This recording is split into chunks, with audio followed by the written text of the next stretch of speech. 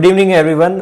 आज है 24 अप्रैल 1973 को बॉर्न हुआ था वर्ल्ड के सबसे ग्रेटेस्ट क्रिकेटर सचिन रमेश तेंदुलकर का, और उनको गॉड ऑफ क्रिकेट माना जाता है। जो लोग मुझे बहुत ही नज़दीक से पहचानते हैं उन सभी लोगों को पता है कि मैं सचिन तेंदुलकर का बहुत ही बड़ा फ़ैन हूँ। आज उनकी बर्थडे के मौके पर ये मुझे वीडियो बनाने का मौका मिला कि ये कौन सा रीज़न है जिसकी वजह से सचिन तेंदुलकर को गॉड ऑफ क्रिकेट माना जाता है। काफ़ी सारे लोगों को ये लगता है कि शायद उन्होंने जो रिकॉर्ड्स बनाए हैं, नंबर ऑफ सेंचुरीज, रन्स, या मैन ऑफ द मैच या man of the series, so and so, इसकी वजह से उनको गॉड ऑफ क्रिकेट बोला जाता है। लेकिन क्रिकेट की गेम में रिकॉर्ड्स कभी भी टूट सकते हैं, लेकिन शायद उनको ये जो रिस्पेक्ट गॉड ऑफ क्रिकेट मिला है वो दूसरा क्रिकेटर अचीव नहीं कर पाएगा। और यही रीज़न है कि मैं उनकी इतनी ज़्यादा रिस्पेक्ट करता हूँ और उनका इतना बड़ा फ़ैन हूँ।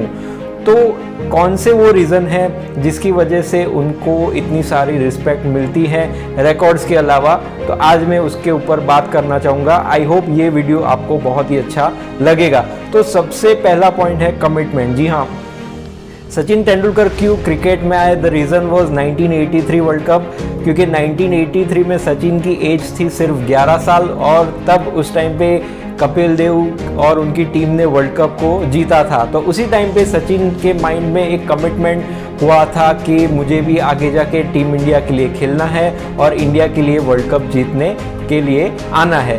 और कुछ ही सालों के बाद 1983 में पाकिस्तान के अगेंस्ट उन्होंने अपना डेब्यू किया एट द एज ऑफ 16। जी हाँ, इंडिया के यंगेस्ट क्रिकेटर बने थे टेस्ट डेब्यूट करने वाले। और फिर डेब्यू के 22 साल के बाद उनका वो ड्रीम अचीव हुआ था जो उन्होंने देखा था 11 साल की उम्र में, क्योंकि 2011 में टीम इंडिया ने उस टाइम पे वर्ल्ड कप जीता था। तो सेकेंड पॉइंट आता है कि क्यों इतने सक्सेसफुल है। काफ़ी सारे लोग बोलते हैं कि सक्सेस लक की वजह से आता है, लेकिन लकीस्ट पर्सन को भी हार्ड वर्क करना पड़ता है। तो Sachin Tendulkar is known for the one of the most hard working cricketing और स्पोर्ट्स लेजेंड, क्योंकि काफ़ी सारे डिटेल में जब उनसे मैंने एनालिसिस किया तो ये चीज़ पता चली कि दिन के 15 से 18 घंटे वो प्रैक्टिस किया करते थे। मैं बात करता हूँ 2009 की, जब सचिन तेंदुलकर के क्रिकेटिंग करियर के 20 इयर्स कंप्लीट हुए थे, और टाइम्स ऑफ इंडिया का एक इवेंट हुआ था जहाँ पे एक रिपोर्टर ने पूछा कि आपको क्रिकेट में 20 साल हो गए और आप काफ़ी सक्सेस अचीव कर चुके हो, तो आने वाले टाइम पे आप क्या प्रोजेक्शन आपका होता है? तो उस टाइम पे सचिन तेंदुलकर ने यही जवाब दिया कि मैं कभी भी अपने अचीवमेंट्स के ऊपर ज़्यादा फोकस नहीं करता, क्योंकि हो सकता है कि पिछले मैच में मैंने 50 डबल सेंचुरी या सेंचुरी बनाई हो तो भी मैं अगले दिन नेट्स में पहुंच जाता हूं और प्रैक्टिस करता हूं, because it is a never ending process. तो ये एक चीज़ होती है सक्सेसफुल पर्सन कि कितना भी सक्सेस मिल जाए, लेकिन वो सक्सेस उनके माइंड के ऊपर नहीं चढ़ता और वो हार्ड वर्क में ही बिलीव रखते हैं। नेक्स्ट पॉइंट आता है डिसिप्लिन। जी हाँ, सक्सेसफुल होने में डिसिप्लिन का भी बहुत ही ज़्यादा इंपॉर्टेंस है। Sachin Tendulkar is known for his highest level of discipline, क्योंकि टेस्ट मैच हो, वनडे हो, आईपीएल हो, 22 साल 25 साल जितने भी साल वो क्रिकेट खेले थे इंटरनेशनल या उसके बाद आईपीएल में, वहाँ पे एक चीज़ देखी गई है कि वो हमेशा प्रैक्टिस सेशन में ऑन टाइम या बिफोर टाइम आते हैं, because as a hard working person वो सक्सेसफुल होने के लिए प्रैक्टिस को बहुत ज़्यादा इम्पोर्टेंस मानते थे। इसी वजह से अगले दिन सेंचुरी बनाई हो या हाफ सेंचुरी हो या डबल सेंचुरी हो, नेक्स्ट डे वो प्रैक्टिस सेशन में पहुंच जाते हैं। काफ़ी सारे लोगों को ऐसा लगता है कि मैंने सक्सेस अचीव कर लिया तो फिर ये सब चीज़ों को करने की क्या ज़रूरत है, लेकिन कंटिन्यूस 22 साल 25 साल सक्सेसफुल रहने के लिए फिर आप लता मंगेशकर जी को देखो या अमिताभ बच्चन देखो या कोई भी फील्ड में जो लेजेंड हैं, वो हमेशा अपनी प्रैक्टिस को नहीं छोड़ते, और इसी वजह से वो कंटिन्यूसली ओवर द डेकेड्स इतने सक्सेसफुल रहे हैं। मैं बात करना चाहता हूँ एक इवेंट की, जब ब्रैड हॉग ने 2007 की इंडिया ऑस्ट्रेलिया सीरीज़ में सचिन तेंदुलकर को बोल्ड किया था, और मैच ख़त्म होने के बाद वो बॉल लेके ब्रैड हॉग सचिन तेंदुलकर के पास साइन करवाने के लिए गए थे कि मैं आज बहुत ही खुश हूँ क्योंकि मैंने आज आपको बोल्ड कर दिया, तो ये मेरी लाइफ के लिए एक बहुत ही मेमोरेबल दिन है। तो आप ये बॉल पे मुझे साइन करके दीजिए।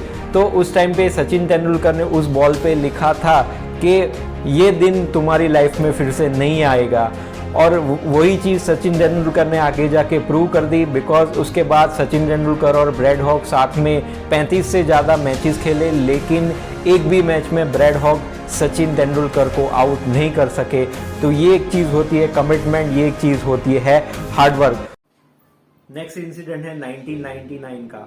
जी हाँ, सचिन के फादर मिस्टर रमेश तेंदुलकर की डेथ हो गई थी 19 मई 1999 को। उस टाइम पे टीम इंडिया वर्ल्ड कप खेल रही थी इंग्लैंड में। Next day Sachin Tendulkar India आए और जो भी उनको अपने फादर की प्रोसीडिंग करनी थी वो करी, लेकिन उस टाइम पे इंडिया जिम्बाब्वे के सामने मैच हार गई। नेक्स्ट डे सचिन तेंदुलकर फिर से इंग्लैंड पहुंच गए और टीम इंडिया को ज्वाइन किया, और केन्या के अगेंस्ट उन्होंने 140 रन्स की एक इनिंग खेली, और वो इनिंग उन्होंने अपने पापा को डेडिकेटेड की। थर्ड पॉइंट जो था वो है 2004 की इंडिया ऑस्ट्रेलिया सीरीज से। जी हाँ, वो सीरीज के पहले 3 टेस्ट मैच में सचिन तेंदुलकर बहुत ही ज्यादा लो स्कोर पे आउट हो गए थे और बहुत ही ज्यादा क्रिटिसिज्म फेस कर रहे थे। उस टाइम पे सबसे बड़ा प्रॉब्लम ये था कि सभी इनिंग में Sachin Tendulkar outside the off stump की बॉल खेलने जा रहे थे और वहीं पे बार बार आउट हो रहे थे। तो इस बात को उन्होंने बहुत ही सीरियसली लिया, और आप अपनी स्क्रीन पे वो 2004 की 241 रन्स की इनिंग जो उन्होंने सिडनी में खेली थी, और it is one of the best knock by Sachin Tendulkar. उसका वैगन व्हील आप देख सकते हैं। वहां पे उन्होंने जो भी डबल सेंचुरी बनाई, उस पूरी डबल सेंचुरी में एक भी कवर ड्राइव उन्होंने नहीं खेला।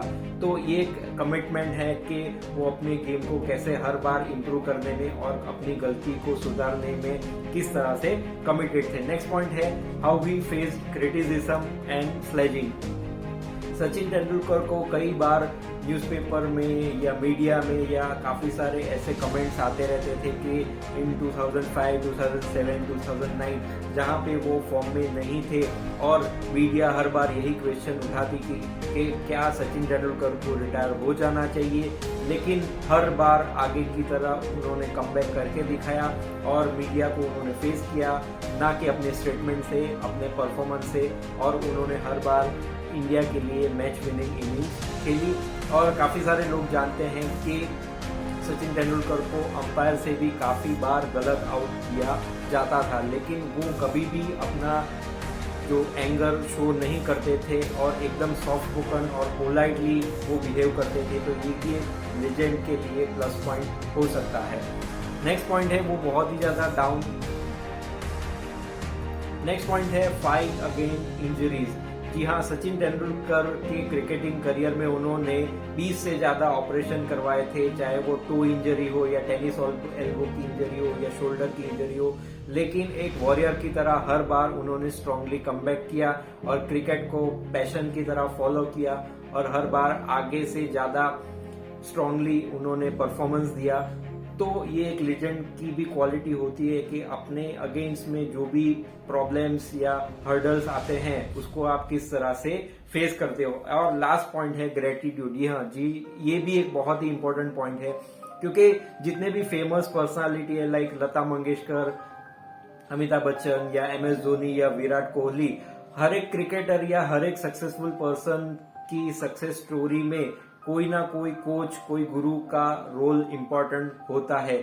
लेकिन अनफॉर्चुनेटली ये जितने भी नाम लिए उनके कौन कोच है, कौन गुरु है, आज तक कोई नहीं जानता। लेकिन सचिन तेंदुलकर के जो कोच है मिस्टर रमाकांत आचरेकर, उनको सब लोग जानते हैं। द रीजन इज इतने सक्सेसफुल होने के बावजूद भी जितने भी इम्पोर्टेंट इवेंट हुए, सचिन के इंटरव्यूज हुए, उन्होंने सचिन के जो भी कोच है रमाकांत आचरेकर को हमेशा इसके सक्सेसफुल होने के पीछे उनका कंट्रीब्यूशन बताया था। सचिन तेंदुलकर ने अपने फेयरवेल स्पीच में भी ये बताया था कि बिकॉज ऑफ आचरेकर सर मैं इतना सक्सेसफुल क्रिकेटर हो पाया। और उसके अलावा उन्होंने अपनी फेयरवेल स्पीच में अपने फैमिली को, अपने ब्रदर को, अपनी वाइफ को भी ग्रेटिट्यूड शो किया था। तो ये काफ़ी सारी क्वालिटीज़ है जो रिकॉर्ड के अलावा एक यूनिक आइडेंटिटी सचिन के लिए पूरे देश में क्रिएट करता है। और आई होप कि आने वाले टाइम में विराट कोहली या कोई और क्रिकेटर नंबर ऑफ रन या नंबर ऑफ सेंचुरीज के रिकॉर्ड को तोड़ पाए। लेकिन ये सारी जो क्वालिटीज़ सचिन ने ओवर अ पीरियड अचीव की है, इसकी वजह से ही मैं उनका इतना बड़ा फ़ैन हूँ और he is known as god of cricket. तो आई होप कि ये वीडियो आपको बहुत ही ज़्यादा इंफॉर्मेटिव और इंटरेस्टिंग लगा होगा। Have a good day. This is Parth Sangadia signing off. Thank you.